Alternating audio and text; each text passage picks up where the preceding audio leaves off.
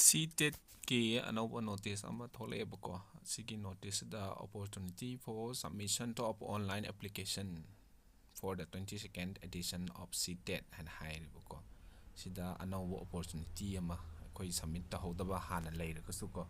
amuk nongna support submit tahognaba ki chance ama neba pirisiko aduga ꯑꯩꯈꯣꯏꯒꯤ ꯅꯧꯅ eligible ꯑꯣꯏꯈꯠꯂꯛꯄ ꯍꯥꯏꯕꯗꯤ pass ꯇꯧꯊꯣꯔꯛꯄꯗꯣ teacher training delete pu oiro adegi B.Ed pu oiro adegi special B.Ed pu oiro adegi special D.Ed pu oiro moi su loina paper 1 or 2 adu qualify oi hongna bagi nongna eligible oikalakpado adu singdugi chance hojikti prakha haidokpada ngai hiba gumba leidana ko aduga thajan hawdaba sing su loina sida thajan hawba yare aduga aikoi ki handaki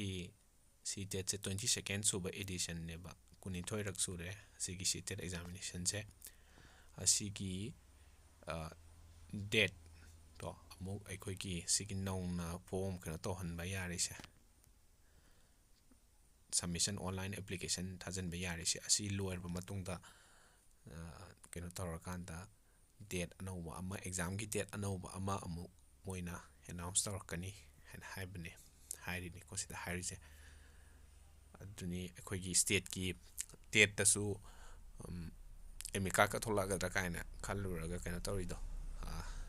extend tawthoraidana ko aduga nauna thajining ba kangu thajin hanbado adumaina ni CTET sida su tawrise nauna eligible oirakpa aduga kaina tawba thajal haude haiba eligible bude dum kaino bu tamadi dum yarabni ko eligibility gidi any training course amada ming bu hek chalaba dugi date de dum khoi loina dum eligible oire date of admission dagi hawraga dum aduna pass out tawba tawda bible leite adumaina adum eligible oirabni adun nauna thajin